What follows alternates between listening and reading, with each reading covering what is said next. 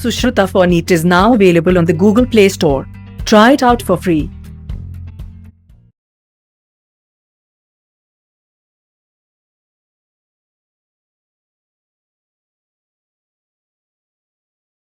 I am Professor G.K. Bhatt, taking biology classes for you. Hearty welcome to Jnanamarga.in biology classes. In the previous class, we have discussed about the mechanism of breathing. We learned how inspiration and expiration take place. And also we have learned the respiratory volumes. What is a tidal volume? What is inspiratory reserve volume? Expiratory reserve volume? Residual volume, etc. After studying this, we have also learnt to derive inspiratory capacity, respiratory capacity, functional residual capacity, vital capacity, and total lung capacity.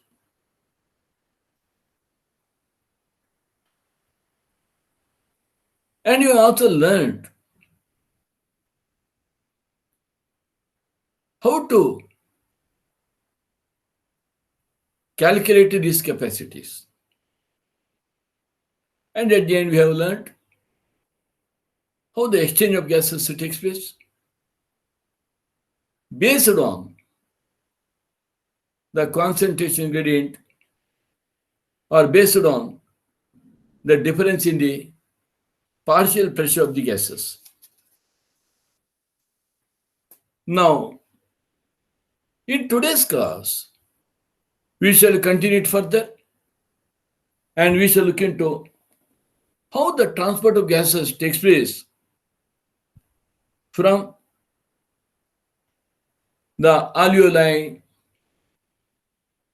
to the tissues and from the tissues back to the alveoli. Let us study this in detail. As you are aware, the medium of transport for oxygen and carbon dioxide is the blood. Blood is the medium of transport for oxygen and carbon dioxide.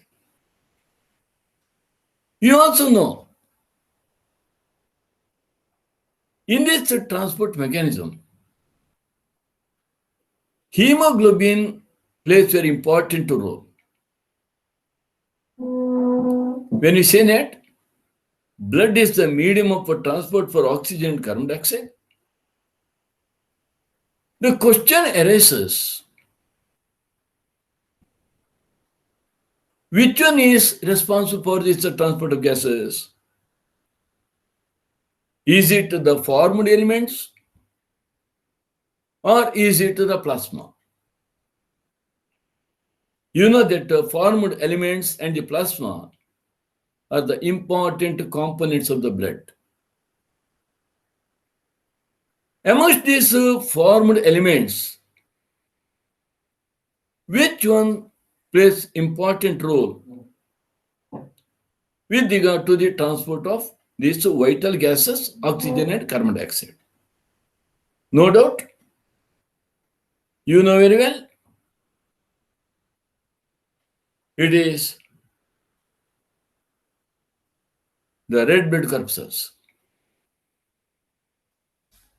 And in the red blood corpuscles, it is the hemoglobin pigment.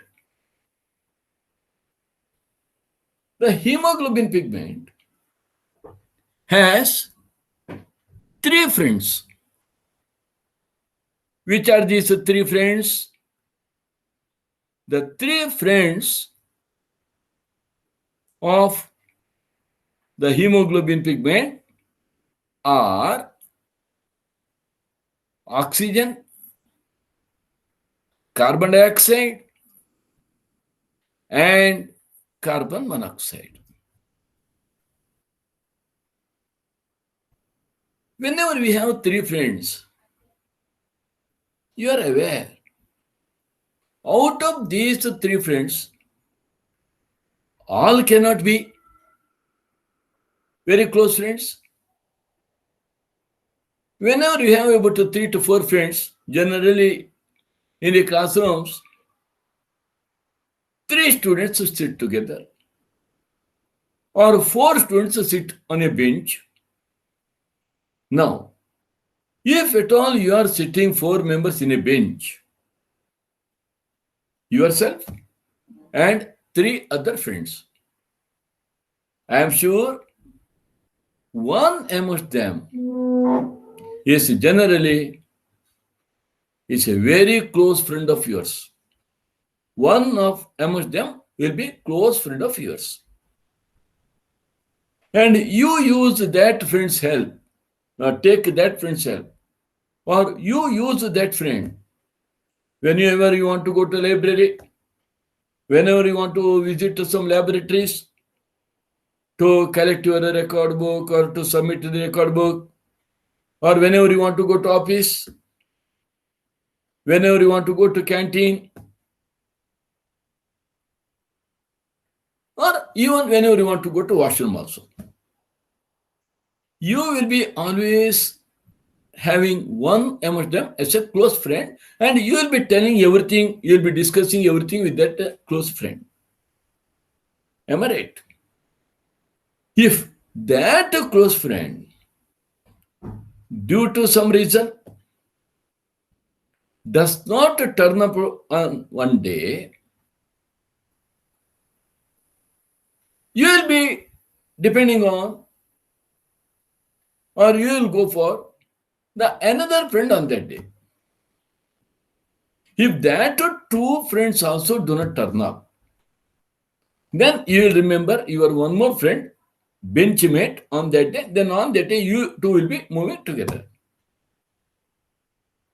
And at that time, your other friends may tease you. Oh, your that friend hasn't come today. This is what is happening. I know this very well. Now, here, among the 3 friends of hemoglobin, which one is the very close friend? Oxygen, carbon dioxide, or carbon monoxide? Please remember, whenever carbon monoxide is there, oxygen and carbon dioxide and carbon monoxide, whenever all these 3 are there, hemoglobin will be having very close, strong affinity for carbon monoxide. If carbon monoxide is not there, the hemoglobin shows strong affinity for carbon dioxide. If carbon dioxide is also not there, no carbon monoxide, no carbon dioxide, then hemoglobin is left, none other than oxygen. So, whenever oxygen is alone, no doubt, hemoglobin will be having very high affinity with oxygen only, because only oxygen is there. There is no other go. Now, you must know that association with oxygen, it always results in what is called oxyhemoglobin. Oxygen with hemoglobin or vice versa, it forms what is called oxyhemoglobin. Hemoglobin plus carbon dioxide It forms carbamino hemoglobin. Carbamino hemoglobin. And hemoglobin with carbon monoxide, it forms carboxyhemoglobin. Carboxyhemoglobin. Right? Once carbon monoxide and hemoglobin get together, it is very strong binding and it cannot be separable. But this is not true with regard to carbaminohemoglobin and oxyhemoglobin or oxyhemoglobin. Oxyhemoglobin association is very weak. The hemoglobin and oxygen together can form oxyhemoglobin, or they can easily be separated into oxygen and hemoglobin. With this knowledge, we shall now study the transport of gases in detail. First, we shall study the transport of gases, especially oxygen. Next, we shall study that of carbon dioxide. About 97% of oxygen in our body is transported by red blood corpuscles in the blood. Remember, 97% of oxygen is transported by RBCs in the blood. The remaining 3% is carried in a dissolved state to the plasma. Very important. Only two ways. 97% of the oxygen binds to the hemoglobin of the RBC and is transported in the blood by the RBC. The remaining 3% is carried in the dissolved form to the plasma. So, oxygen is over. As far as carbon dioxide is concerned, nearly 20 to 25%, say on an average 23% of the carbon dioxide is transported by red blood corpuscles, as you can make out, in the form of carbaminohemoglobin. Because carbon dioxide with hemoglobin, it forms carbaminohemoglobin, whereas 70% of carbon dioxide is carried as bicarbonate. Remember, 70% bulk of this carbon dioxide is carried as bicarbonate. About 7% of the carbon dioxide is carried in a dissolved state through plasma. Through plasma. This is also through plasma. Here, 7% of carbon dioxide is carried in a dissolved state through plasma. Here, it is carried as bicarbonate. Now, let us see the details of this transport of gases.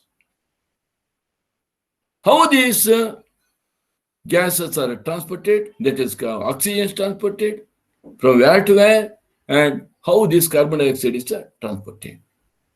We are going to study now transport of oxygen. Hemoglobin is a red-colored iron-containing pigment present in the red blood corpuscles. You know that hemoglobin is made up of 4 of the polypeptide chains, 2 alpha and 2 beta.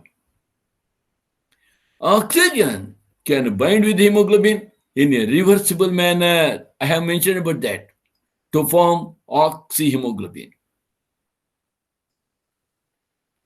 It can form oxyhemoglobin, it can get dissociated and form and get separated as oxygen and hemoglobin. Each hemoglobin molecule can carry a maximum of 4 molecules of oxygen. 4 molecules of oxygen. Always ask a question. 4 molecules of oxygen. Why? There are 4 polypeptide chains in hemoglobin. As I mentioned, 2 alpha, 2 beta. Each polypeptide chain carries 1 molecule of oxygen. Binding of oxygen with hemoglobin is primarily related to partial pressure of oxygen. Partial pressure of oxygen. Let us see that. Look here. You can see the red blood cell having 2 alpha chains.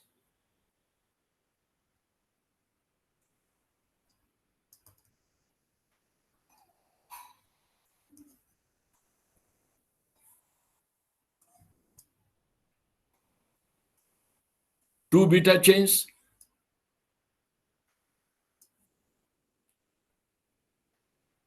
Each carrying 1 molecule of oxygen. Oxyhemoglobin.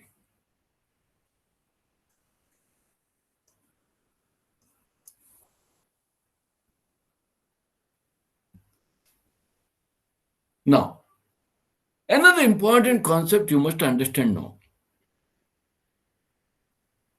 Is there any factor which makes the oxygen and hemoglobin to dissociate? Whenever the oxygen and hemoglobin association is 100% saturated, is there any factor that can make these two get separated?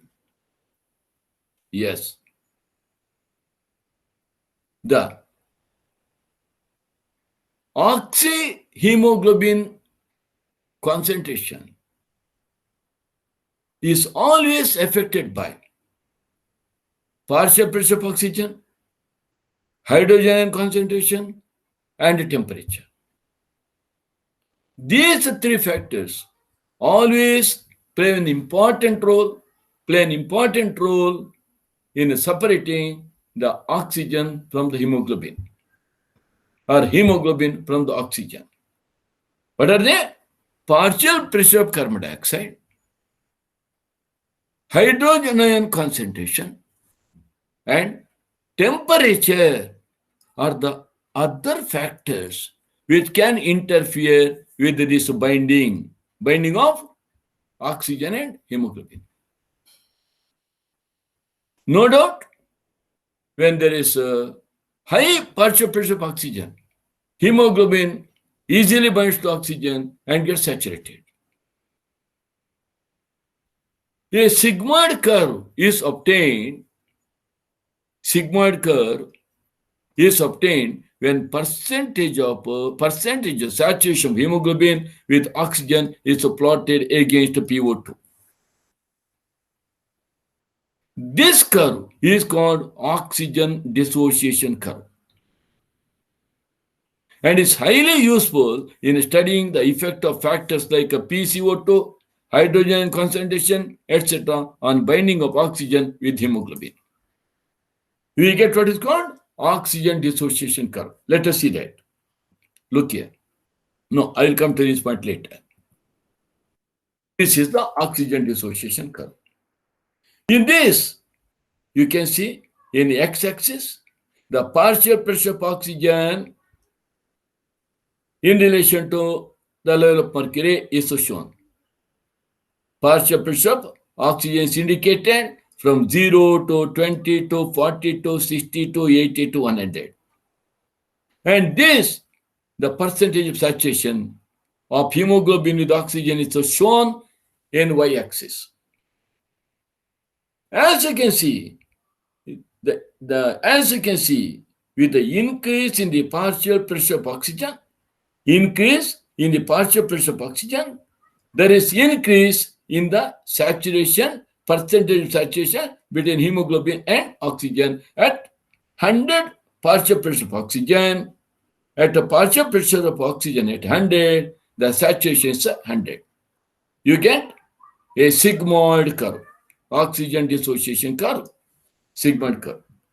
Now the question is that this oxygen dissociation curve or this sigmoid curve is going to be changed whenever there is some sort of influence of factors like carbon dioxide, partial pressure carbon dioxide, and that of the pH and the temperature, the presence of this. Yes, in the presence of these factors like high partial pressure of carbon dioxide and low pH and high temperature, you are going to see the change in this sigmoid curve with regard to binding of oxygen with hemoglobin. That is what we are going to study now. Just listen to this particular factor first. In this particular graph, you are seeing three of the curves. One is shown in blue, another somewhat in gray, and the other one in red. Now let us see. When the partial pressure of oxygen is 40, partial pressure of oxygen is 40, and the partial pressure of carbon dioxide is 20, PCO2. Partial pressure of carbon dioxide is 20. I repeat, when the partial pressure of oxygen is 40 and partial pressure of carbon dioxide is 20, the percentage of saturation of hemoglobin in oxygen, percentage of saturation of hemoglobin in oxygen is somewhere here. Somewhere here. That is something you can say it is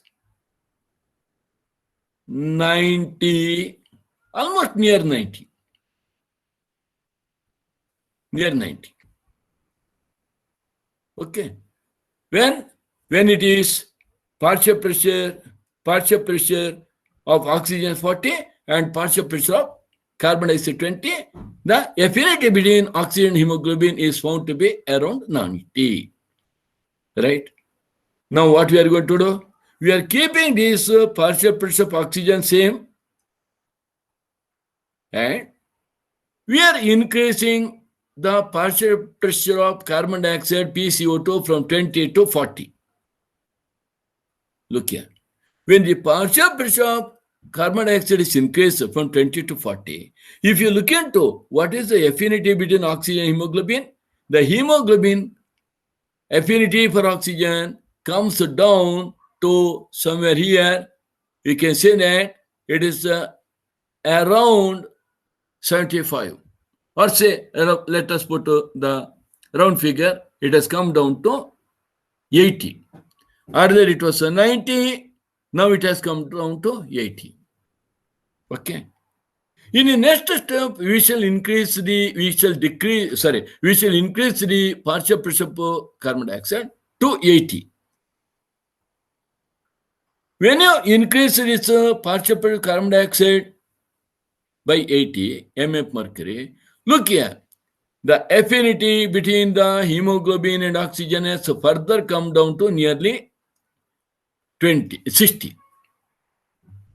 So, what you see here is that whenever the partial pressure of carbon dioxide is increased from 20 to 40 to 80, affinity between the oxygen and the hemoglobin comes down.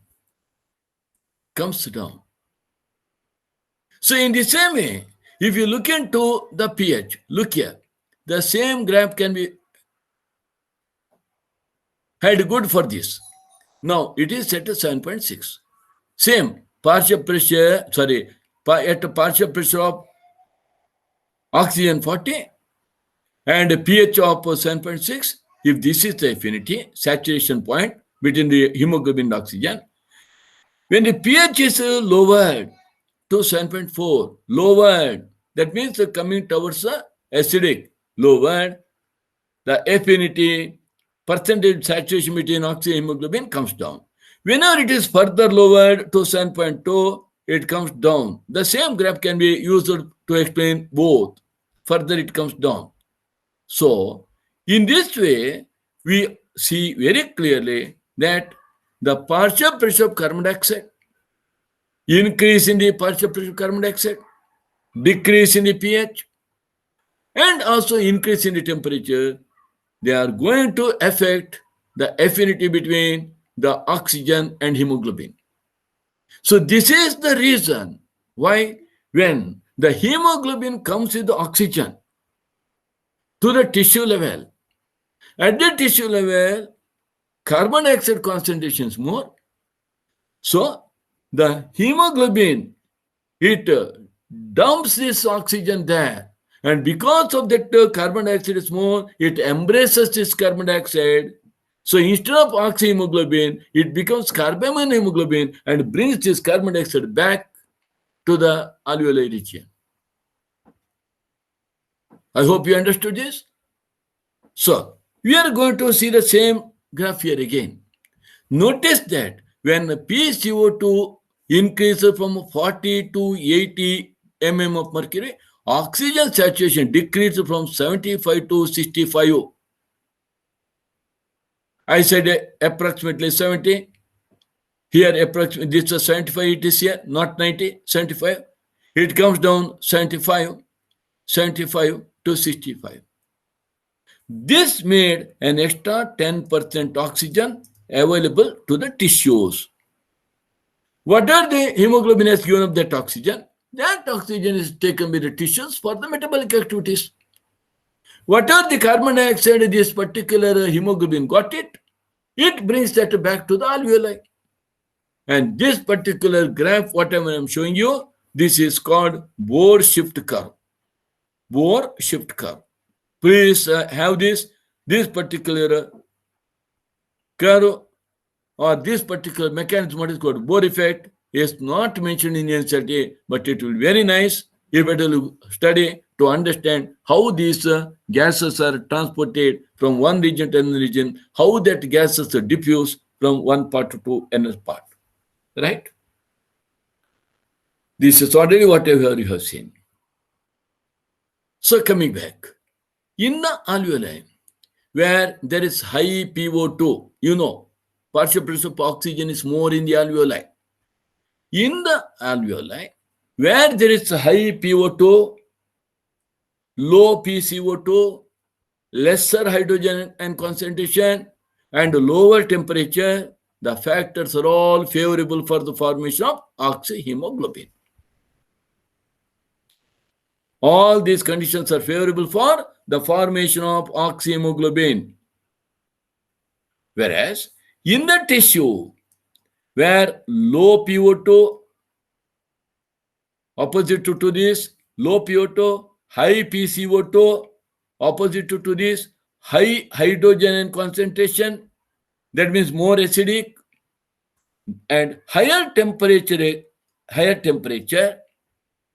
all these conditions are favorable for dissociation of oxygen from oxyhemoglobin. This is the concept. I hope you have understood very clearly. In the alveoli, high PO2, low PCO2, lesser hydrogen and concentration, and low temperature.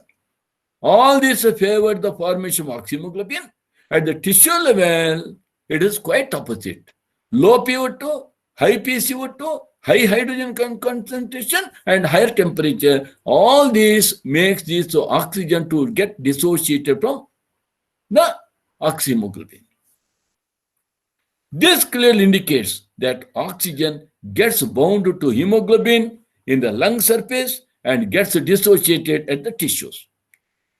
Another point you have to remember, every 100 ml of oxygenated blood can deliver around 5 ml of oxygen to the tissues under normal physiological conditions.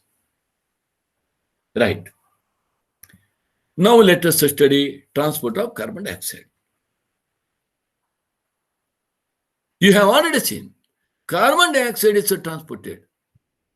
23% as carbamine hemoglobin, around 70% as bicarbonate, and 7% as dissolved in the plasma.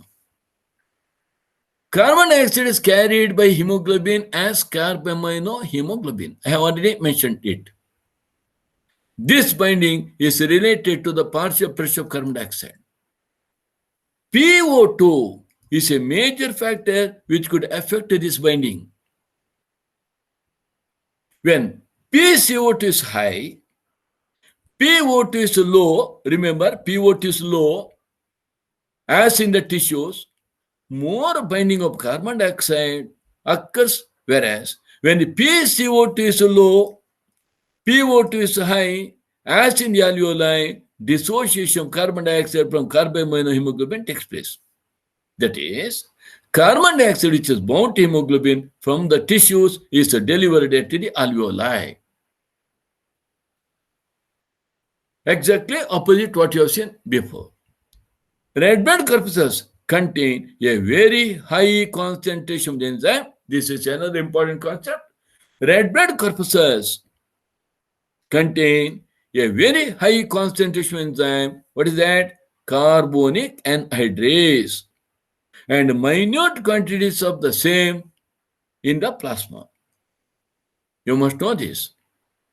Carbonic anhydrase is the fastest enzyme on this earth. It is the fastest enzyme on this earth.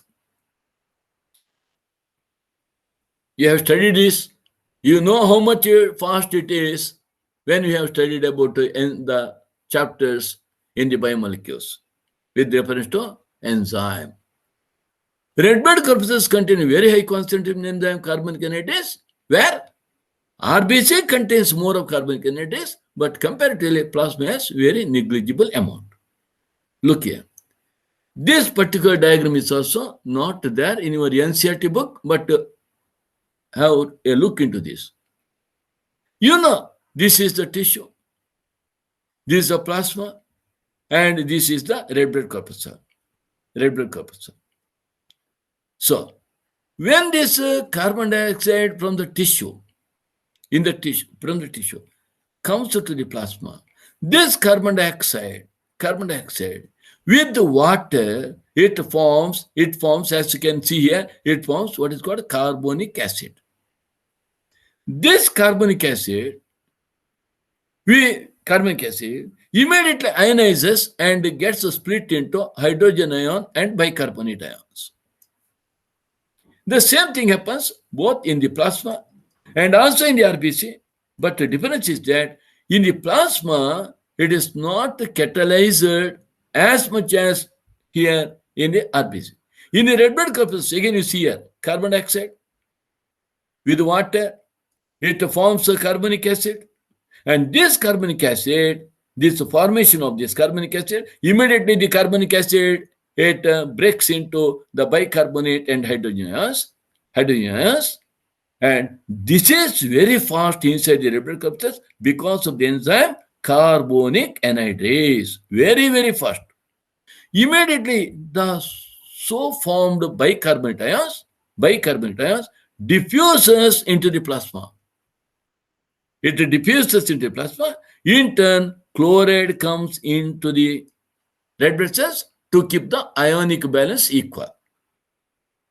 Bicarbonate ion diffuses out, chloride ion diffuses in, and this is what is known as chloride shaped, or it is also called hamburger phenomena. Hamburger phenomena. Right? So, you see that bicarbonate is more in the plasma. That is why you have 70% of the carbon dioxide is transported as a bicarbonate in plasma. Keep this in mind. So the enzyme carbonic anhydrase facilitates the following reaction in both directions. Carbon dioxide with water forming carbonic acid.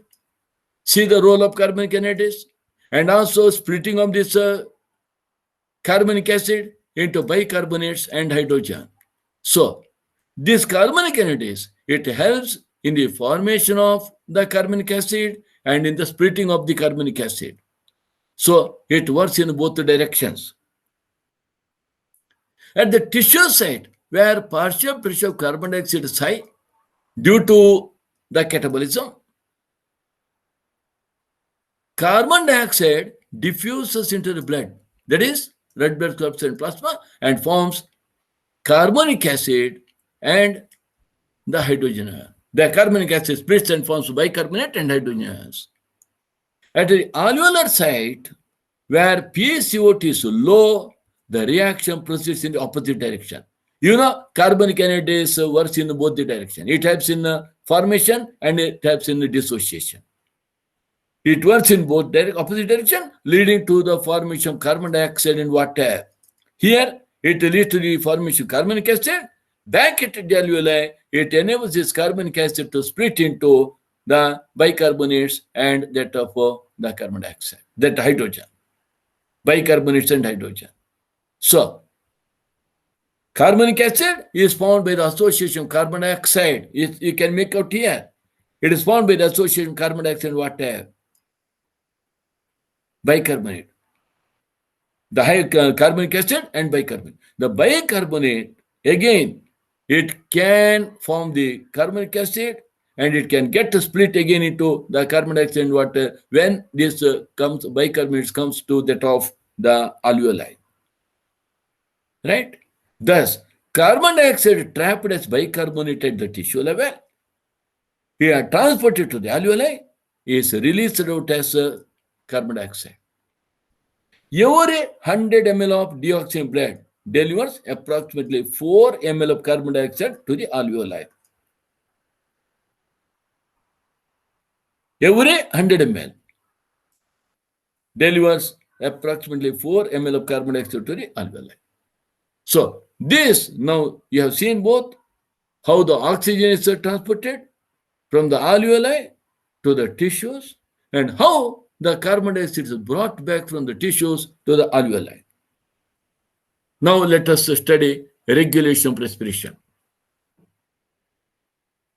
Human beings have a significant ability to maintain and moderate the respiratory rhythm to suit the demands of our body tissue. And you know, this is controlled by our nervous system. Let us look into that. Controlling the respiration, we have a specialized center in the medulla region. And this specialized center present in the medulla region is called, medulla region of the brain is called respiratory rhythm center. What you have to remember?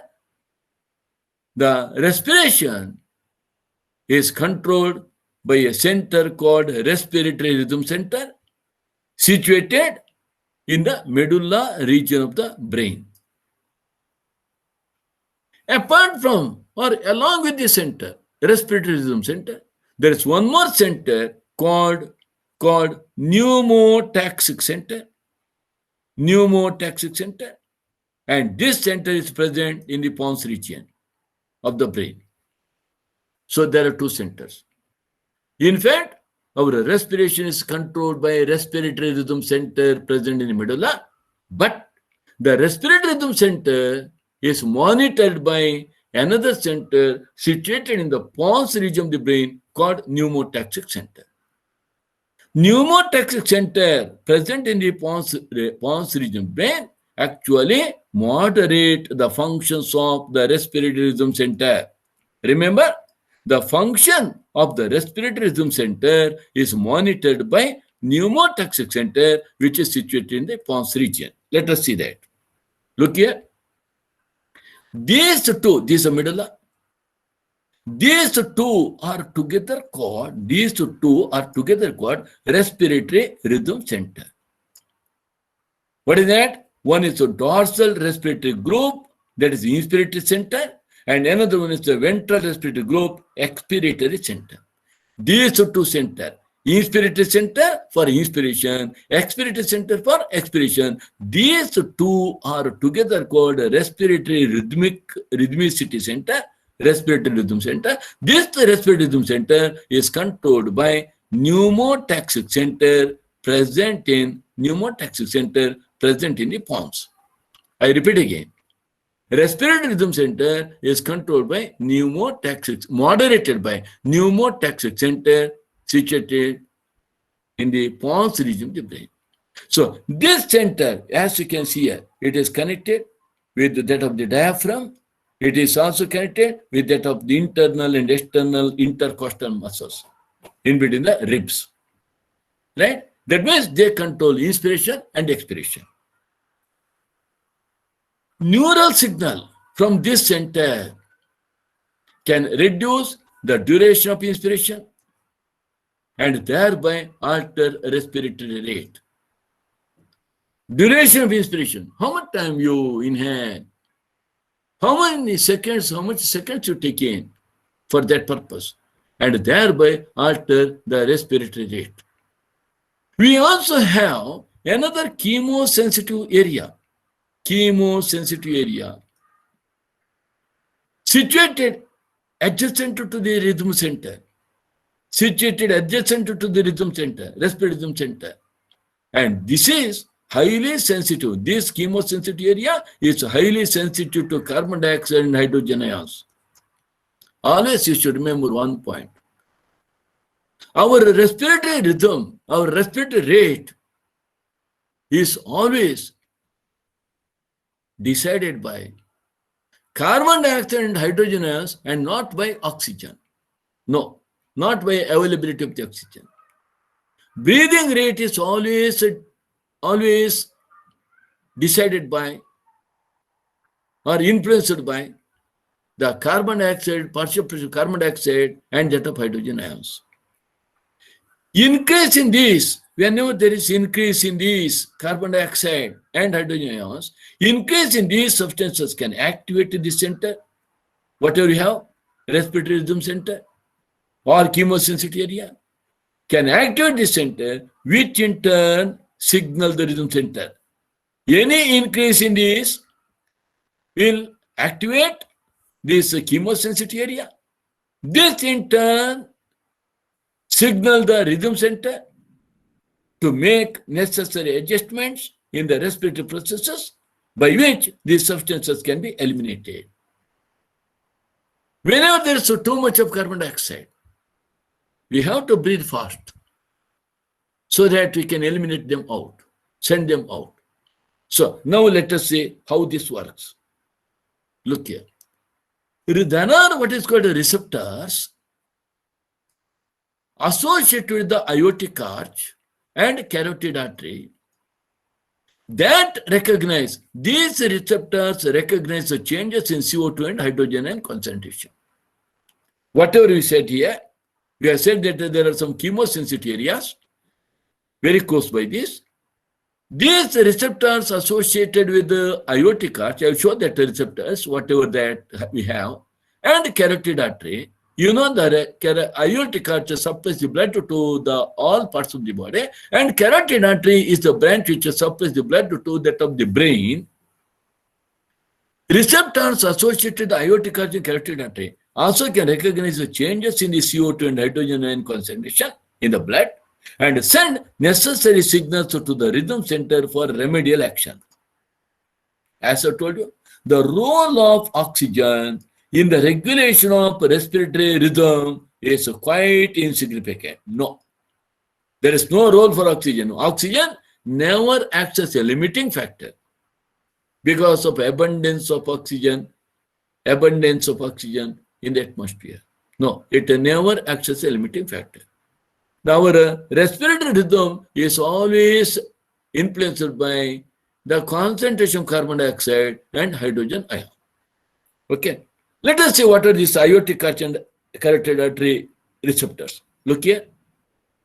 Whenever the blood flows or moves through this aortic arch, or through this carotid arteries, look here, in this aorta, there is what is called aortic bodies. In this carotid, there is what is called carotid body. Whenever the blood flows through them, immediately, whenever there is a change in the carbon dioxide concentration, hydrogen concentration, the sensitive areas present here on these blood vessels, immediately they recognize it and pass this information to the sensory nerve to the brain, medulla part of the brain. You know that in the medulla part of the brain, we have a rhythm center, respiratory rhythm center, right? So, look here. From here, all the information is passed through. And of course, this is controlled by pons, no doubt. And immediately, what will happen? To the motor nerve, the message is brought here. It is passed here to the intercostal muscles, to the diaphragm, and accordingly, the breathing rate is increased. Rhythm increases. So in this way, always what you have to remember, there is what is called respiratory rhythm center in the medulla. This is monitored by the pons center present in another center, pneumotaxic center present in the pons, and depending upon the need, the breathing rhythm is changed. Right? Now let us look into disorders of respiratory system.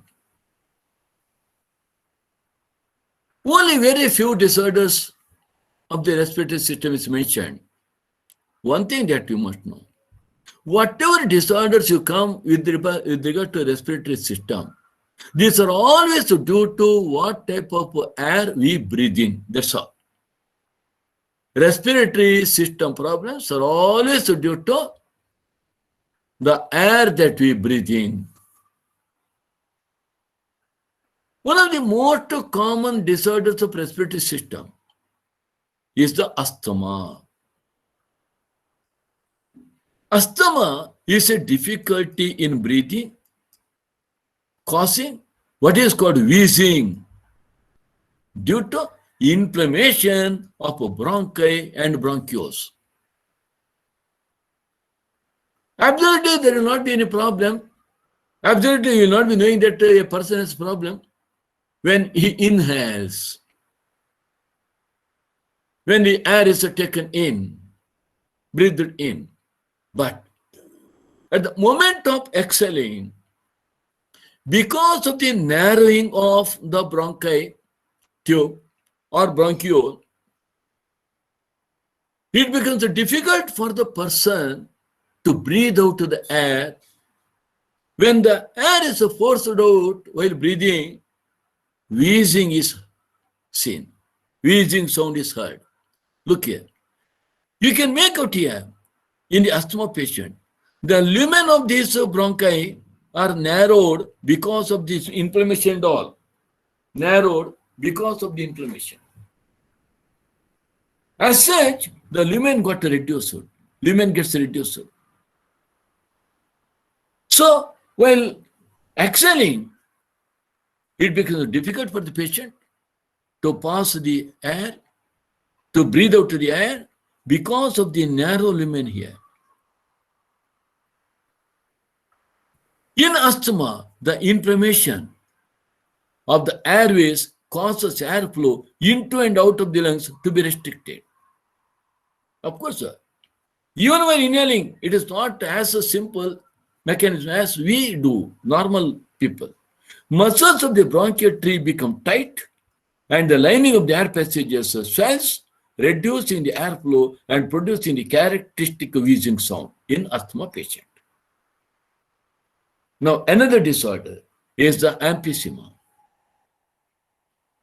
Emphysema is a chronic disorder, lifelong disorder, in which alveolar walls are damaged due to which respiratory surface is decreased. Alveolar wall is damaged. Alveolar walls are damaged. You know, these alveolar walls are very important for exchange of gases between the alveoli and the blood capillary adjacent to that. That is what emphysema. I'll show the picture. One of the major causes of emphysema is smoking. Of course, it is given as a cigarette smoking. Need not be only cigarette smoking. You know, bidi also, ganja, any type of smoking.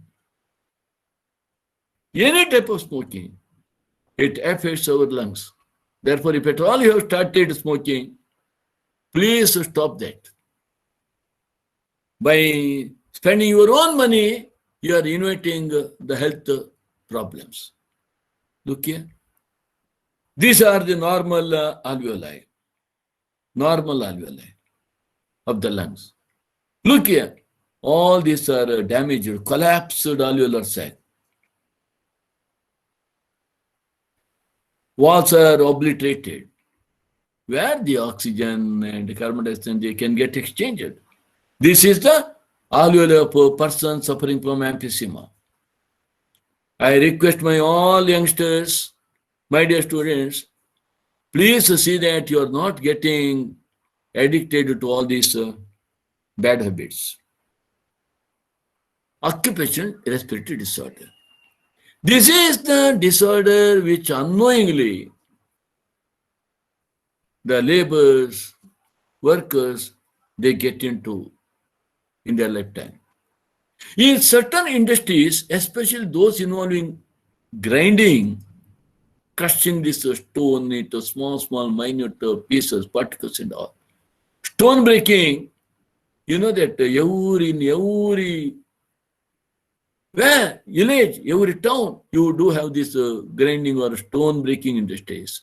So much dust is produced that the defense mechanism of the body cannot fully cope with the situation. No. If at all you move anywhere, all of a sudden you start getting some cough, that means something you have inhaled. You may not see them in the atmosphere. The moment you breathe them, whenever you pass nearby these cement factories and all, lot of this cement dust and all, they get released to the atmosphere. Without our knowledge, we breathe in. Immediately we may start coughing. These are all due to some minute particles entering into our respiratory system. Imagine the conditions of the traffic managers. I'm telling you, the police. Those who are working continuously for their livelihood in these grinding or stone breaking industries, how much of these minute particles they may inhale? You know very well. If at all you put a little bit of water on the cement, immediately it hardens, solidifies. If the same cement particles enter into the nose, enter into the respiratory system, the moment it enters into that, how much of this cement may get transformed into hard structure inside the respiratory system of such laborers. Long exposure can give rise to inflammation leading to fibrosis. Problem with the damage of the lungs, thus causing the serious lung damage. Formation of proliferation of fibrous tissues, fibrosis. Workers in such industries should wear protective masks. This is the rule, no doubt. But how much this mask can protect? If at all they are so much conscious about that, fine. Do you think that these laborers will be that much of conscious with regard to these health problems? Therefore, a strict rule should be enforced on the laborers of these industries to see that their health is not at all get affected because of working in these industries. So we have this here. This is what the lung got affected because of this fibrosis. So that's all about today's lecture. Thank you.